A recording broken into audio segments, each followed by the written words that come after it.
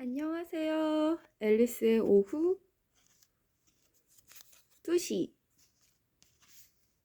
앨리스입니다. 오랜만에 해가 뜬 오후예요. 정말 해가 있으니까 기분이 너무 좋네요.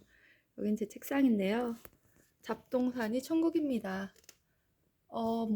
여기 말씀 카드도 있고 아이들이 만들어준 플럭, 그리고 망가진 장난감, 비행기, 떨어진 단추, 시계, 이거는 또 클레이로 만들어준 거, 멈춘 시계, 건전지를 사러 가지 않고 있습니다. 등등등등등 먼지가 수북한 책상에서 제가 지금 하고 있는 일은 저번에 한번 얘기했던 그 학회에 발표할 초록을 드디어 썼기 때문입니다. 응? 말이 좀 이상하네. 썼습니다. 그래서 그 초록에 대해서 오늘은 이야기를 해보려고 해요. 2월에 학회가 있는데 그 학회의 이름은 바로 알페입니다. 알페는 아시안 링크 필로소피 에듀케이션이라고 해요. 그래서 중국, 일본, 홍콩, 대만 이렇게 아시아 여러 국가들의 학자들이 모여서 하는 학회입니다. 교육 철학을 주제로 하고 있고요. 제가 거기에서 짧은 발표를 할 건데 물론 모두 다 합니다. 대단해서가 아니라 거기에 쓸 글에 대해서 좀 얘기를 해보려고 해요. 이거는 제가 좋아하는 그 시사인에 칼럼을 쓰는 선생님이 있어요. 이윤승이라는 서울 유화 미디어고 교사 선생님인데요. 얘는 아마 그때 2019년 11월 5일에 쓴 칼럼이에요. 이게 너무 인상적이어서 제가 이것에 대해서 두고두고 생각을 해보고자 스크랩을 했어요. 참 촌스럽죠? 2020년에 스크랩이라니. 하하하하. 어쨌든 스크랩을 해서 두고두고 곱씹으면서 읽고 있는데요. 조금 읽어드릴게요. 무엇이 저의 마음에 그렇게 걸렸는지. 제가 동영상을 언젠가부터 스톱하고 거기서부터 안 찍고 있었는데 어디까지 찍었는지 기억이 안 나요. 아하하하하.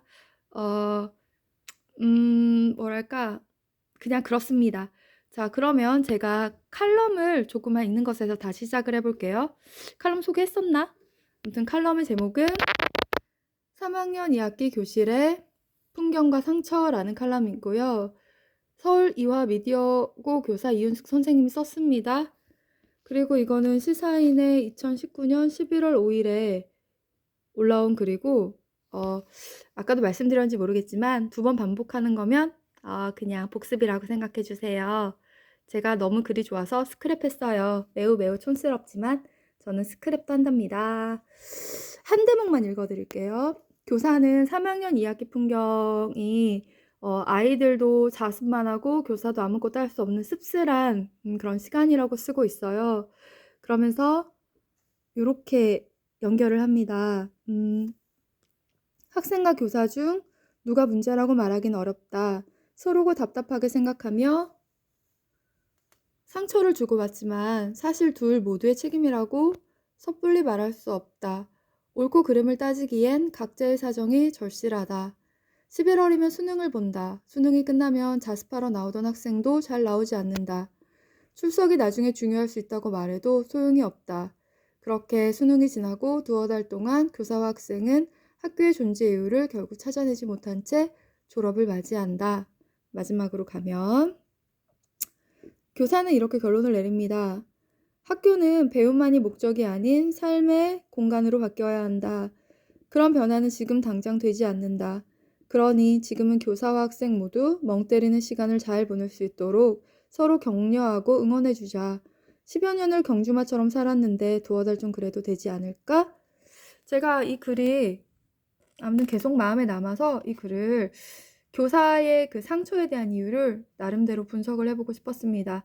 물론 이윤숙 선생님의 어떤 사실적인 것, 왜 상처를 받았는지에 대해서는 다를 수 있겠죠. 그런데 저는 제가 공부했던 책을 통해서 나름대로의 답을 추측하면서 뭐랄까, 상처받지 않는 교실이 되려면 어떻게 돼야 되는지 해결책은 낼 수 없지만 고민을 좀 해보려고 합니다.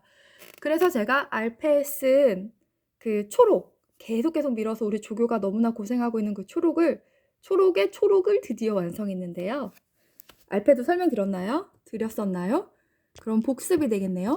짜잔! 알패는 아시안 링크 필로소픽 에듀케이션인가? 필로소피컬 에듀케이션.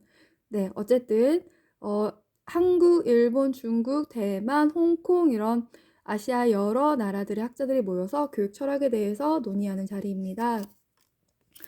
거기에서 발표할 초록인데요. 얼굴 가리고 조금 이쪽으로 자 읽어볼게요. 어느 교사의 상처에 대한 해석, 찰스 테일러의 관계 속의 정체성을 중심으로. 얼마 전 고등학교 3학년 담임 교사가 쓴 칼럼을 읽었다. 그 칼럼의 제목은 3학년 2학기 교실의 풍경과 상처였다. 수능시험을 앞둔 교실에서 자습 시간을 주는 것 이외에 아무것도 할 수 없는 교사의 모습과 학교보다는 학원에서 시간을 더 보내고 싶어하는 학생의 마음을 설명한다. 그러나 수능이 끝나면 학생과 교사는 학교의 의미를 찾지 못한 채 두어 달 후 졸업을 맞이한다. 교사는 그것이 어쩔 수 없는 일이라 말하지만 칼럼의 제목에서 보듯 교사는 그 풍경을 분명히 상처라고 명명한다. 교사에게 그 상황이 왜 상처가 되었을까? 나는 그 교사가 상처를 받은 이유는 입시 제도나 교육 정책과 같은 외부의 이유 때문이라기보다 교사 개인이 자신을 인식하는 방식과 관련이 있지 않을까 생각해 본다. 교실에서 교사라는 정체성으로 서 있지만 아무도 교사로서의 그의 역할을 기대하지 않는 상황이 그에게 씁쓸한 상처를 남기지 않았을까 추측한다. 이런 분위기는 구성주의 학습법이 교육의 주류로 받아들여지면서 교사의 역할이 학습 환경을 조성하는 소극적인 것으로 바뀐 데에도 이유가 있을 것이다. 나는 이것을 교사로서의 정체성을 확립하더라도 나는 이것이 교사가 자신의 정체성을 확립하더라도 주체성을 발휘할 수 없는 상황이라고 이해한다. 이 글에서 나는 첫째, 나는 누구인가에 대한 답을 찾아가는 두 가지 경로로 로크적 점적 자아와 찰스 테일러식의 관계적 자아 인식을 비교하여 교사의 상처의 이유에 답을 해보고자 한다.